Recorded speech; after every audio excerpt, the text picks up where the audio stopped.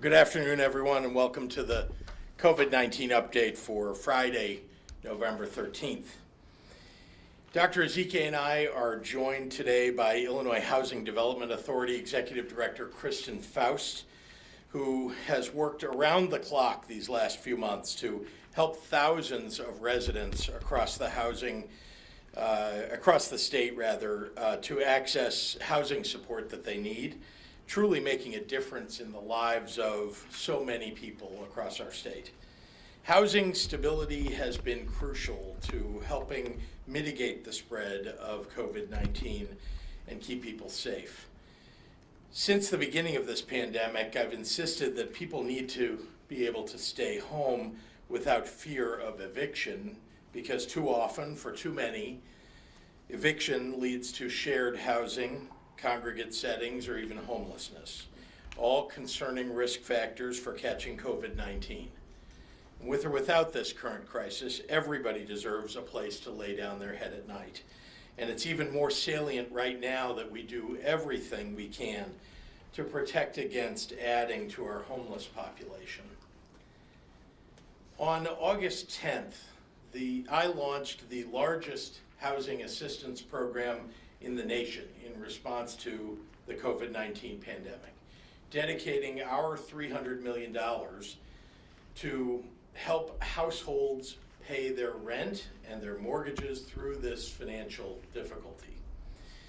To date, we've awarded $182 million in assistance to support 36,400 renters suffering financial hardship from the pandemic who are unable to make their monthly payments. That's $5,000 per renter, tens of thousands of times over.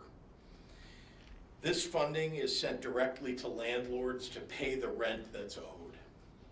In addition, 4,300 homeowners who lost a job or saw their income decline due to the COVID-19 pandemic have been approved for $36 million in emergency mortgage funds to help stave off foreclosure, with $30 million already delivered to service providers around the state. By the end of this year, we will have assisted 40,000 renters and landlords with $200 million in rent payments and 10,000 homeowners with $100 million for their mortgage payments. Even with all of that positive impact, people are still hurting financially from this pandemic. The need is enormous for landlords, for renters, and for home mortgage holders alike. Both the rental and mortgage assistance programs were oversubscribed 2-to-1, and that's not even counting people in need who might never have applied at all. The people, businesses, landlords, renters, workers, states, local governments, and entrepreneurs of this country are in deep, profound pain. And we need new congressional stimulus for people in this country as soon as possible. But because we can't just wait around for the Republicans in the U.S. Senate to take action, I'll also be extending the moratorium on evictions for an additional 30 days. It's the right thing to do to protect our most vulnerable residents. But landlords and property owners are a crucial part of Illinois' housing cycle, just as much as renters. And they deserve protection too.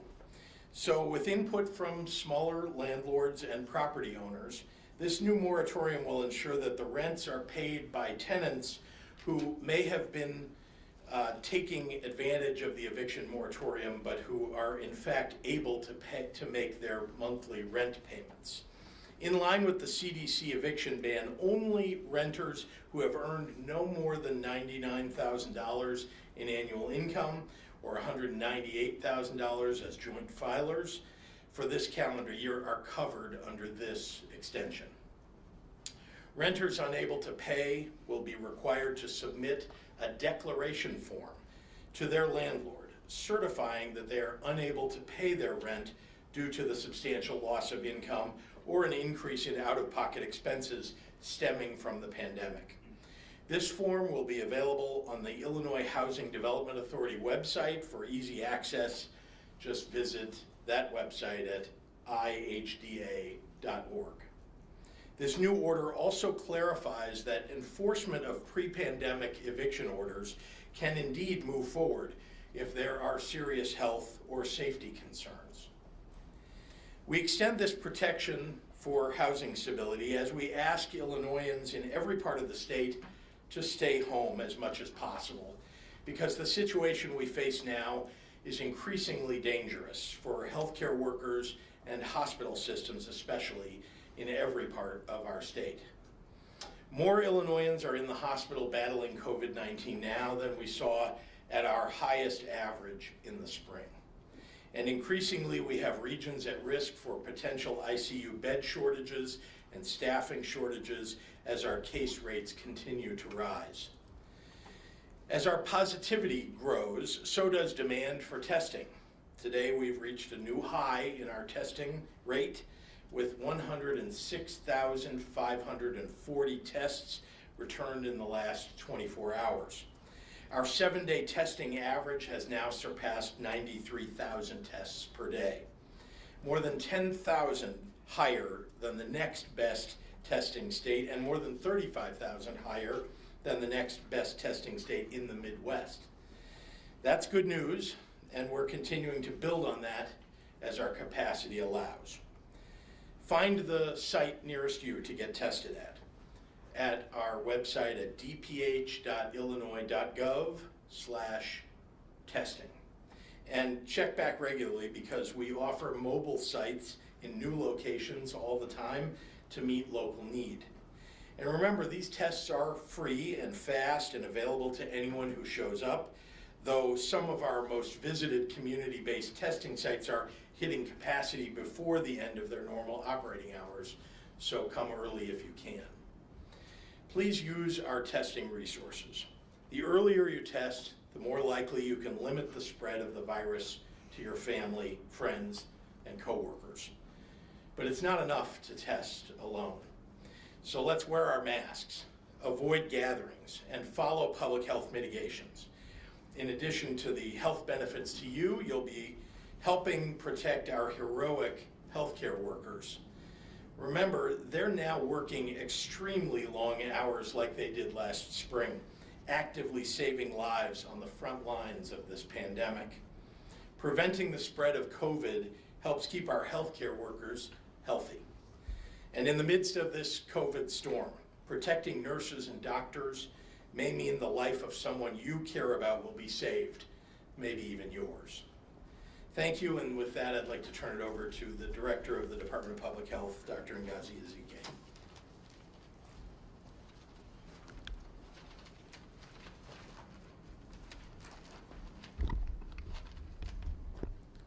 Good afternoon and happy Friday the 13th. As we head into the weekend, I want to issue a plea for people to stay home as much as possible. I know on Fridays, TGIF, people are thinking about the weekend, you want to get together with friends and you want to get out and you want to do things. But the truth remains that the virus is running rampant through our communities and throughout our whole state and throughout neighboring states, the entire country. And the more people go out and move out and are in contact with others, the greater the potential of spread of this virus and the longer this pandemic will last. If we want to be able to go out to eat, to finally have that wedding that's been postponed since the spring, to visit family and friends, we need to stay home now to be able to achieve that later. And the only way we can begin to get back to normal is to reverse the trend, to decrease the number of people getting infected every day, to decrease the number of individuals getting into the hospital, to decrease the number of deaths. And to do this, we just have to decrease the opportunity of the virus to spread in the first place. I know there's COVID fatigue, but we have to be on guard against complacency. It's easy to want to fall back into our old ways and give up on this virus. Getting together with coworkers on breaks for lunch, not maintaining distance, going out for breaks outside without distance, without masks. These type of behaviors is what led to a recent outbreak at a long-term care facility. And in this facility, we have identified over 160 new cases because of some of that complacency and fatigue. Please know that this virus can spread quickly, and it's gaining on us and getting ahead of us, especially in long-term care facilities where we have our most vulnerable individuals. This can happen anywhere. So if you've been vigilant and want to loosen up, please, now is not the time. We can continue to make progress, but we all have to stay doing these things that are so essential. This is an invisible enemy, but has very visible consequences that are palpable. And if we let our guard down, we will let the enemy take us over. Please continue to take all the precautions so that we can eventually win this war, and sooner rather than later. As the governor mentioned, in the last 24 hours, more than 106,000 tests were resulted, which is an all-time high for us, for a total of more than 8.8 million tests since this pandemic began. Unfortunately, 5,362 individuals are reported to be in the hospital with COVID-19, and of those, 990 patients were on ventilators, and 990 were in the ICU, and 488 were on ventilators. Again, since passing that 5,000 mark, we've been increasing every day, and these are all-time highs, breaking any numbers that we saw in wave 1. Since yesterday, 15,415 new cases, new individuals in Illinois that were not previously diagnosed with COVID-19 have been reported, for a total of 551,957 cases. We have received report of 27 additional deaths in the past 24 hours, but I have to put an asterisk by that 27. There were some data systems that connect with each other that experienced a delay, and that delay has resulted in information for the last 24 hours not being complete. And so I want to say that in advance, because tomorrow we will have additional numbers from today plus tomorrow's totals. Each of our individual actions will determine our path going forward. I say that we are all authors, that we have the pen with which to write the next chapter. And that can be a chapter of further gloom and doom, or it can be a chapter where we actually turn this around. Remember that the more we go out, the more we get together, the more we travel, the more events we attend, the longer this pandemic will last, and the gloomier that next chapter will be. Please, Governor Pritzker talked about the heroes on the front line. We all have the chance to be a hero. We all can be a part of saving lives by just wearing our mask, watching our distance, and washing our hands. And please remember, your mask needs to cover both your nose and your mouth. I know a lot of masks being worn under the nose, or even under the chin. That's obviously not going to be beneficial. So thank you, and now I will repeat the comments in Spanish. Buenas tardes a todos. A medida que nos acercamos al fin de semana, quiero pedir a la gente que se quede en casa cuando sea posible. Sé que los viernes y el fin de semana queremos reunirnos con nuestros amigos y salir y hacer otras cosas. Pero el virus se está extendiendo por todo Illinois y los estados vecinos. Cuando más personas salgan y estén en contacto con otras personas, el potencial de propagación del virus sube y más durará esta pandemia. Si queremos salir a comer, planear la boda que tenía que posponer este verano y visitar a familia y amigos, tenemos que quedarnos en casa lo más posible. La única forma en que podemos comenzar a volver a la normalidad es revertir el curso en que estamos. El número de casos, el número de gente que está en el hospital y el número de muertes tienen que bajar. Para hacer eso, tenemos que disminuir la posibilidad de que el virus se propague. Desde ayer se han reportado 15,415 nuevos casos de COVID-19, para un total de más de 551,000 casos en Illinois. Desafortunadamente, estamos reportando otras 27 muertes para un total de 10,500 vidas perdidas. 5,372 personas pasaron la noche en el hospital con COVID-19 y de ellos 990 personas están en la unidad de cuidados intensivos y 488 pacientes estaban en ventiladores. En las últimas 24 horas se han informado más de 106,000 pruebas fueron hechas para un total de más de 8.8 millones de pruebas aquí en Illinois. Cada una de nuestras acciones determinará nuestro camino a seguir adelante. Lo más que salimos, más nos juntamos con familiares y amigos, más viajamos y vamos a eventos, más durará esta pandemia. Por favor, piensen en sus vecinas, en sus vecinos, la gente más vulnerable, y tú mismo, porque solo no podemos hacerlo, tenemos que hacerlo juntos. Muchísimas gracias y recuerde los 3 M's, usa tu máscara, mantenga su distancia y lávese las manos. Muchísimas gracias. And with that, I will turn it over to my colleague and friend, Kristen Faust.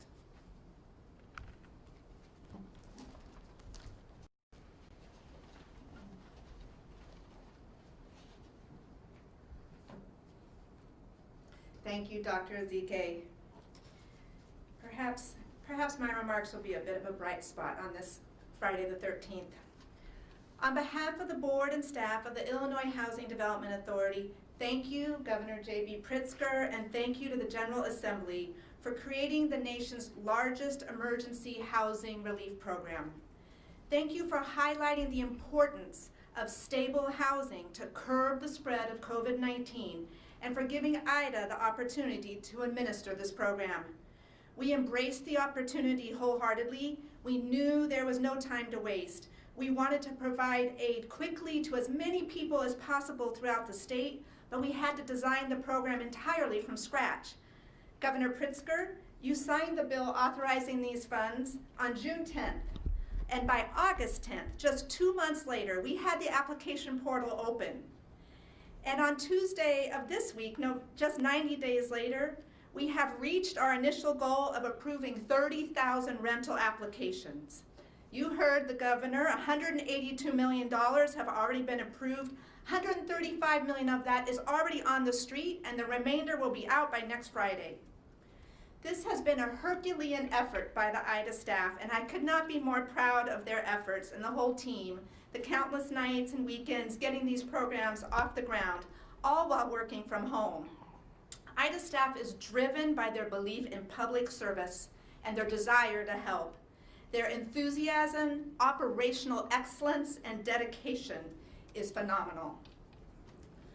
But it took much more than the IDA team to make this program a success. We reached out to 62 unique housing counseling, legal services, and community-based organizations across the state and asked if they would help us. They rose to the challenge unhesitatingly. They got the word out to hard-to-reach populations, assisted renters and landlords with the application, answered questions, provided aid in 16 different languages, and were able to help those without the technology to apply. They helped us to ensure our program is equitable and inclusive, a program created to help as many Illinoisans in need as possible. Thank you, community partners. We couldn't do this without you. And there's another group I want to acknowledge. The tenants and the landlords who are weathering this COVID storm, who are doing their best to live up to their responsibilities, but who find themselves with not enough income to pay their rent, or in the landlord's case, no rent to pay their bills. Governor Pritzker has been undaunting in his efforts to provide guidance and aid to the people of Illinois. These programs would not have happened without his advocacy. And these housing relief programs are giant steps forward, and we're proud of our work serving families across the state of Illinois. But we know that this first round of funds is not enough. We are advocating and ask you to join with us in reaching out to the Illinois congressional delegation and the rest of the United States Congress about how important it is to pass legislation to bring additional support to Illinois renters and homeowners and landlords as we enter these winter months. Help us fight for round 2 of stimulus and we promise to keep improving on our program delivery with your input, which you can give us at communications@ida.org. I'd now like to welcome Governor Pritzker back up to the podium for questions from the press.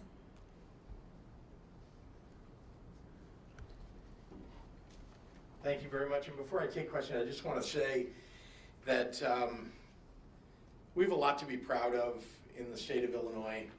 And one thing that I think people should be very proud of is the people who work at our Illinois Housing Development Authority.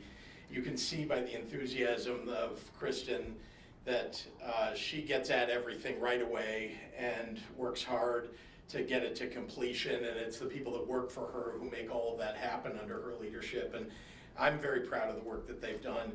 There's so much more help that we need to offer to people who are renters and homeowners who are suffering during this time. But I think you should all know that IDA is standing with you and working very hard on your behalf. So with that, I'll be happy to take questions. Governor, a question for you about the number of cases today. It's a stunning number, 15,415. It is. Excluding data anomalies in other states, this is apparently the biggest single-day increase any state in the country has seen. Yeah. Tripling in the last month. We have viewers who are concerned and upset. The question I have for you is this. Starting last Friday, you began combining confirmed cases and probable cases. Can you unpack for us the 15,000 figure of how many are confirmed and how many are probable, and whether or not that sort of creates a larger headline than it would have 8 days ago if we went into the old map? Well, I love that there are people who think there's some conspiracy to this. This is a CDC guideline that we're following. I'd like to turn it over to Dr. Ezike, if you don't mind, just to talk about why those numbers are combined. And I'm not sure if you know exactly what today's breakdown is, but that might be helpful as well. Thanks, Chris.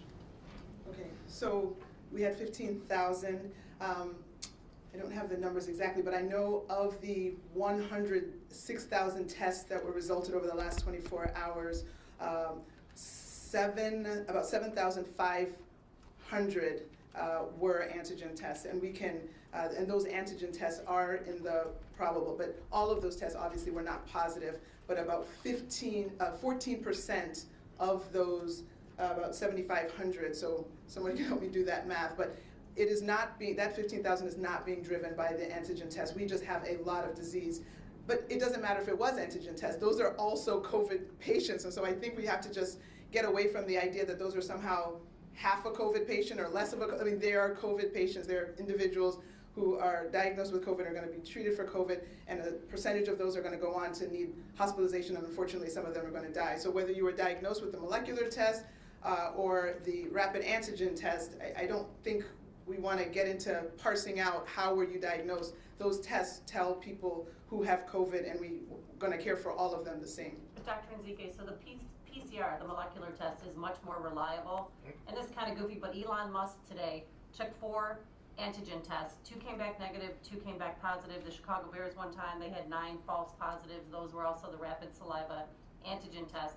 Is there any way you could push back from the CDC and just say, can we separate those and not count those tests because they are not as reliable as the PCR? So actually, if you want to get into the sensitivity and specificity, they're both tests are in the 90s, in the high 90s. So those are both good tests. Yes, there's always a gold standard test, and the PCR test is the gold standard. But just with many other screening tests that you can have, take a pregnancy test. You can have a blood test. You can have the one that you can get from the drugstore, even the dollar store, and you will still use that. And you know that that's going to give you a reliable result. Are there a few cases in which it won't be perfect? Yes, that's true, but that doesn't mean that you're going to throw away a positive pregnancy test and say that there's no way you could be pregnant. So I think people just need to wrap their arms around this test and understand it's a very good test.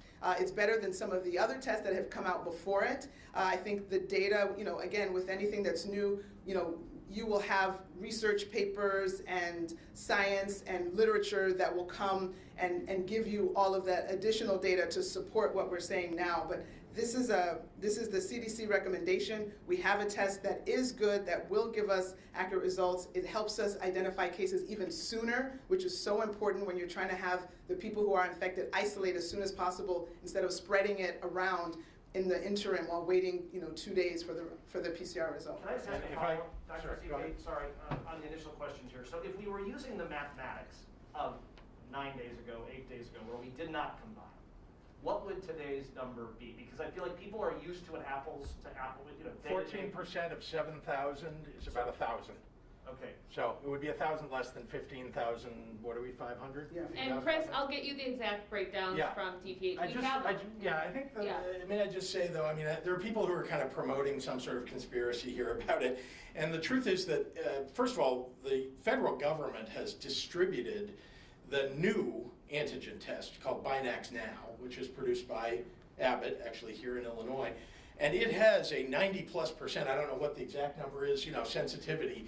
So it's very close to the PCR test, but yes, it's not quite. And that's why the CDC wanted to divide those numbers up. But it's not, literally you're talking about roughly 1,000 tests, roughly 100,000 tests that are PCR and roughly 6,000 or 7,000 that are antigen at this point.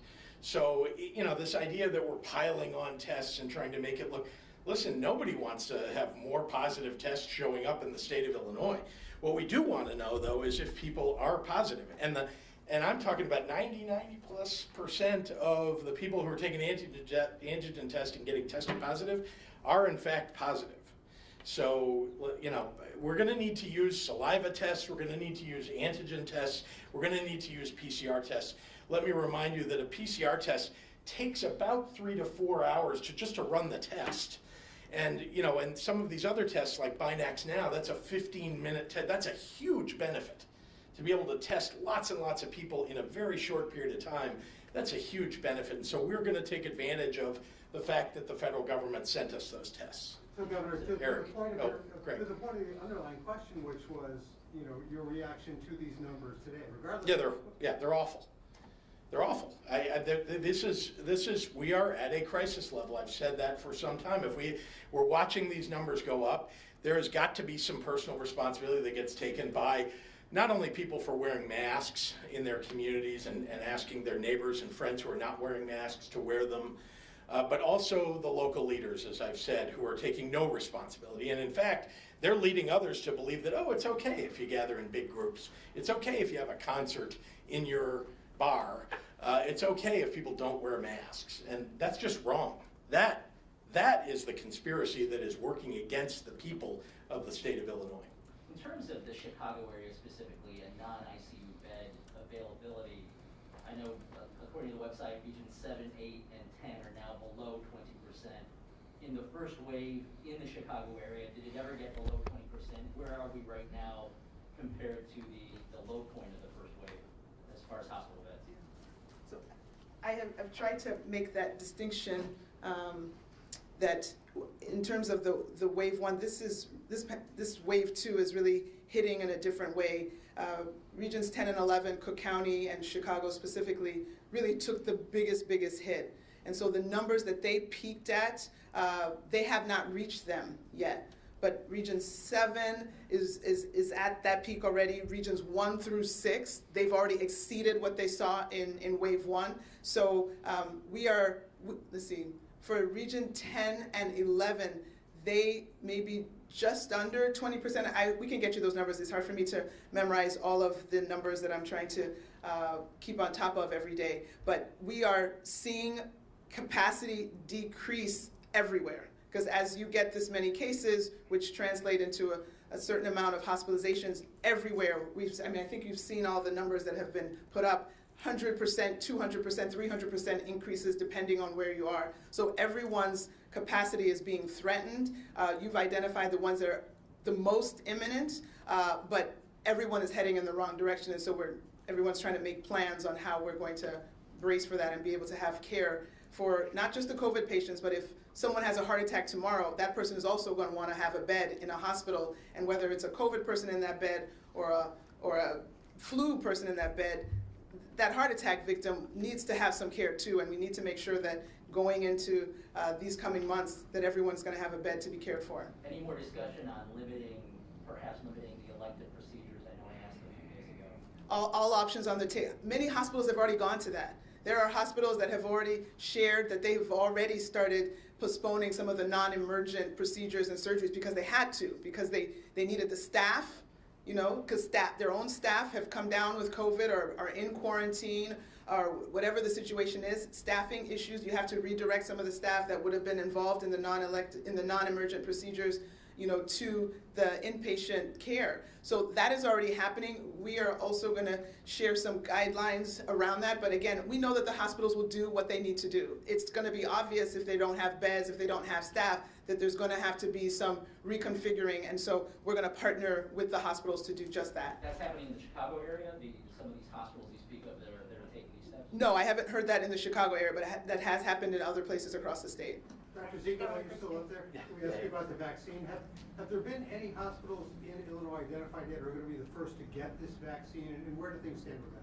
Right, so the process, again, if you go to the website to see the plan that we submitted to the CDC, I think October 16th, we have, the process is explained there, but there is a pandemic provider enrollment. And so everyone who is going to be part of this COVID vaccine effort has to enroll and sign up and go through the training and accept to, you know, prioritize the patients in the way that we're recommending to ensure equity and ensure the highest risk people and our first responders get it first. So when the vaccine is ready, it will go directly to the people that have been enrolled. So does that get to your question? It will ship directly. But there's no hospitals in particular that are going to be prioritized necessarily. Well, hospitals can enroll as well. So hospitals are amongst the groups that will enroll to receive vaccines. So hospitals, clinics, individual providers, everyone is enrolling, and then the IDPH will be monitoring some of the allocations, but it will be direct shipped to each of those different locations. Governor Pritzker, please. Yes. This will be the last question. Okay. Sure. You mentioned that we have potential for bed shortages in the hospitals, but if you talk to doctors at Rush and Northwestern and UC, they said, yes, there's more hospitalizations, but the patients aren't staying as long because of better therapeutics. Yep. And since we're testing back in May and June, we were testing 20,000 people a day. Yep. Now we test 106,000. That's right. 560 Yeah, or 54 just yesterday. Very fortunate, So yeah. did you plan to prepare for this? Or Yes. You did plan. I mean, look, I you mean, can't do you think prepare there's for gonna be a point in time? who knew where we would go in terms of the numbers, right? But I think everybody had a sense that there might be a second wave. For Illinois, it's a second wave. For many other places, it's a third wave. But I think everybody talked about. We all knew that the fall, because of flu season, could become a big second wave, and so lots of planning put in place for a second wave. But we'll have enough beds for Illinois. Well, I can't guarantee that for sure. I mean, nobody, it depends. Are people going to follow the mitigations? Are people going to enforce the mitigations and so on? No, that's not a guarantee. There's no guarantee. I think I will say that Dr. Ezike and I both talked to hospital leaders. For me, anyway, it's been every day over the last several, and very regularly. And Dr. Ezike probably every day is talking to at least one, if not multiple, hospital leaders. So, we're checking on their availability. They need to control their own beds and tell us how they can change their system so that they can handle more COVID patients as they come in. And also, as Dr. Ezike said, the definition of an elective surgery is a pretty broad one, right? You can have something that's an elective surgery that you really don't need to have. It could be plastic surgery for, for something that doesn't really need to happen this year. And it also could be, in the definition of an elective surgery, something that is a knee replacement, but without it, your knee is deteriorating every day. And so that's very, very challenging. And so we want doctors and hospitals to help make those decisions, and they are, and they're doing a reasonably good job of it right now. But as more and more COVID cases show up, we need to make sure, at least as a state, we're the last resort here. We want to make sure that everybody has a hospital bed if they need one, and so we're working with all the hospitals to make sure that their patients are being managed properly. If there aren't enough beds at one particular hospital, for example, if that happens, we want to make sure that they can be that a patient can be transferred to another hospital. All right, Can I ask one question? we have to go online. Can I ask one question about unemployment? Would you mind? Sure, go Sorry. ahead. Governor, you repeatedly blame the federal government for the widespread fraud happening now in PUA, the yeah. Illinois unemployment system. but we've obtained internal weekly reports sent to IDES by the company that built and maintains the PUA system, which reveals IDES is struggling with identity verification that leads to fraud. 44% apparently of unpaid claims are being held up because of it. Yep. Other states, including California and Kansas, have taken a much more proactive approach. What more should Illinois be doing to be responsive to the tens of thousands in Illinois who've been victimized by Well, they are doing identity matching so that we can make sure and ensure that, I mean, that is exactly right, by the way. People are stealing other people's identities. They're going into the dark web, they're getting people's identities. They're waiting, by the way, these identities have been stolen perhaps years ago, or a year ago, or 6 months ago, right? And they've been waiting. And then they file it because the person whose identity's been stolen, they want them to just continue on believing that they're safe. And so then they get, these attacks come, right, where there are multiple applications that are put in, from a group of people all at once. That's why you've seen some spikes. They seem to come in waves, these fraudulent claims.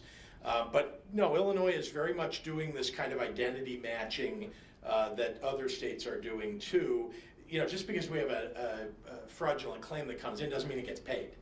And so it's very hard to stop somebody from filing a claim. It is, they can file a claim.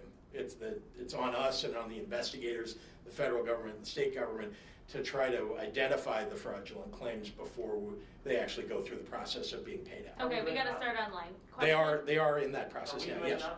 Illinois is doing that, but like I said, you can't stop people from applying.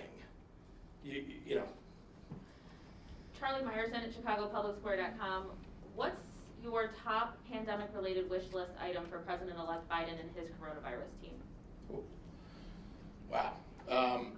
Well, I've already been in touch with people who are involved in that COVID-19 task force, and there are a number of things that we need in Illinois. It's no longer so much about things like PPE, because I think we've been able to get the supply chain moving in a way that allows us to fill up our storehouses. It is very much now about providing some standard for the country, a strategy that doesn't mean that if Iowa has a 50% positivity rate and all the states around us have different positivity rates, that Illinois is going to be next. That's the situation that we have now. And again, it's not all to blame people around us, but let's face it, if you don't have a standard, that other states around us, some of them have no mandates. They have no mitigations in place, either because they were thrown out by the local courts there, or because the governors have chosen not to impose them. And so we need to have national standards and national strategies around this, and in particular, a national mask mandate. Dan Petrella at the Tribune. 2 weeks ago, you projected regions 3 and 6 could have hospital bed shortages in as little as 2 to 4 weeks. Can you provide an update for all regions, and when will you release the detailed models used to make those projections? So I think we put our hospital data up how often does it get updated? Every day.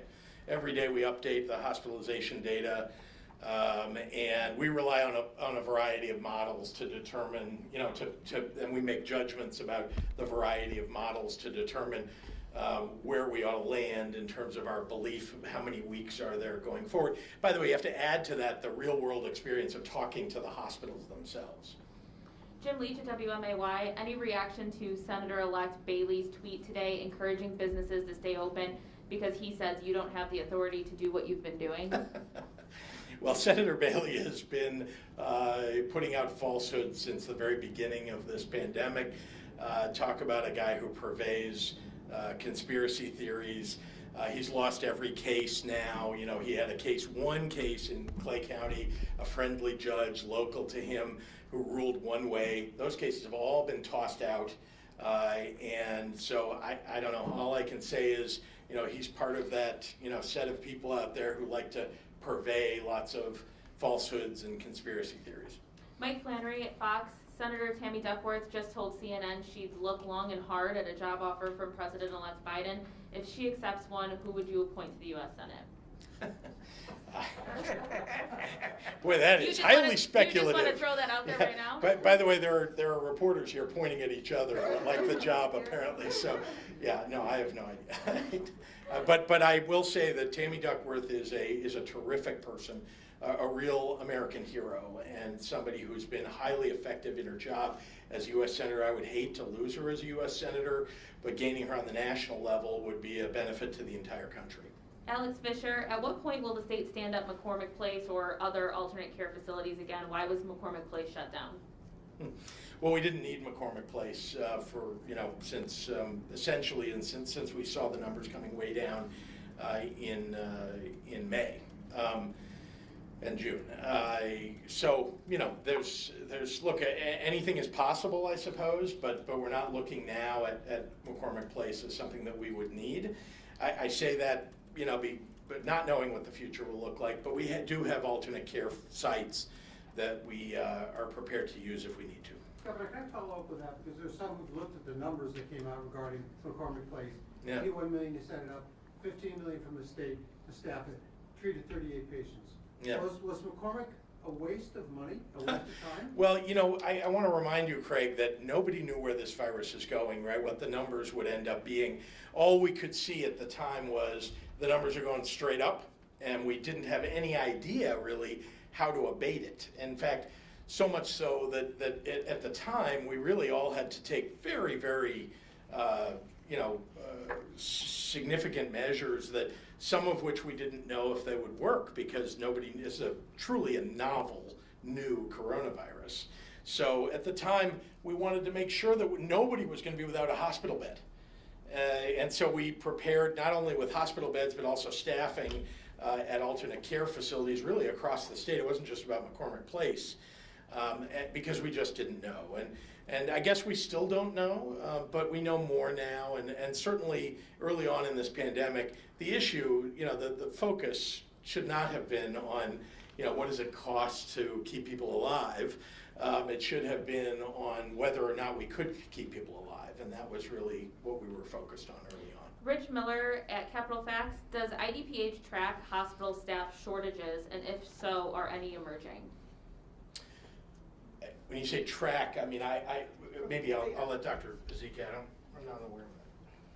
So we have metrics that we follow, and we're starting to think about how we can gather that information. We get that information more anecdotally by making calls, or when people reach out and say, does IDPH have any staff? Then you're like, wait a second, we're not a staffing agency, what's going on? And then you hear some of the stories. But so we get it when we ask, of course, but we are looking to see how to make that more consistent, to know what's going on, because that's going to be an important issue going forward as more and more people get infected. And then this is just one follow-up, Dr. Zika, on the same thing, and this will be our last question. What is the state doing to help hospitals with staffing issues? Right, so again, Remember what we did early on. No, I think, first of all, right, an ounce of prevention is always worth a pound of cure. So ideally, we would have all been working and rowing in the same direction in this boat to make sure that we did not get to this point. And as communities were starting to burn, that's when we really needed aggressive action to kind of tamp and dampen things. Now we're a little past that, where some places are already up in flames, and so now it's okay, what's the state going to do? So of course we are working with the teams. We, again, like Governor Pritzker said, we're talking with the healthcare leadership all the time, every single day, trying to see how we can coordinate within regions.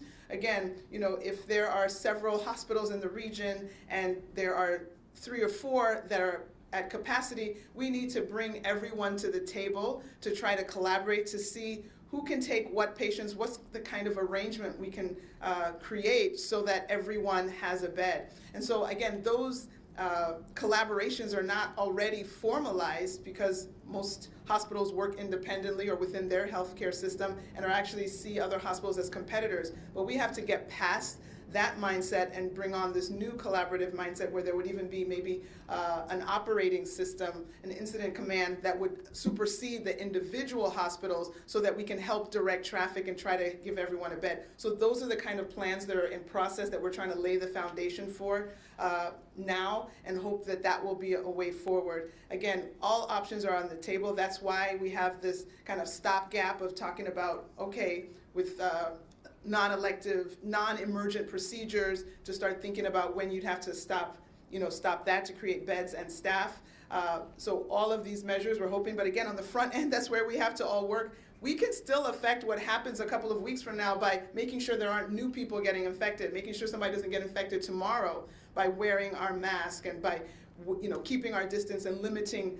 If we keep doing everything we're doing and not changing, no measure that we can do at the state level is going to allow us to have enough beds, right? And so the power, everybody's saying, what are we going to do? What are you going to do? Individuals need to take the responsibility to control this virus. And I'm really wanting people to step up and stop looking for somebody else to do the job that we individually have the power to do. Yeah, I need to add something to that. I just don't want to leave a misimpression. One of the reasons that we talk to hospitals on a regular basis is that we want to make sure that those networks are built. And so, for example, the Chicago hospitals talk to one another on a regular basis. They have transferred patients, for example, amongst themselves. One of the challenges in Illinois, though, is that, as you know, much of the hospital bed capacity exists in the northeast quadrant, let's say, of the state, in Chicago and the collar counties. But when you get to hospitals that are outside of the northeast area of Illinois, they don't have those networks as well established, and they don't network well with Chicago hospitals. And so we're working very hard to make sure that those relationships are well developed or better developed. The Illinois Hospital Association is one example of a gathering, a forum, let's say, for sharing of information among them. We're looking to them and at them for the possibility of literally data connections. Right now it's, hey, we've got a certain number of patients of a certain type. Can one of your hospitals take a certain number of these, right? Those conversations go on, but having a dashboard for them to look at on a regular basis and use that for making decisions about who they will call next is something that the state might be able to help them coordinate. But meanwhile, we're talking directly with them and making sure that each of the hospitals is developing the relationships that they need so that every patient gets cared for. Meanwhile, our hospitals are not overrun. But we have hospitalizations that are rising at a rapid rate, and we want to make sure that we don't get to a point where patients are getting turned away. All right, thanks everyone.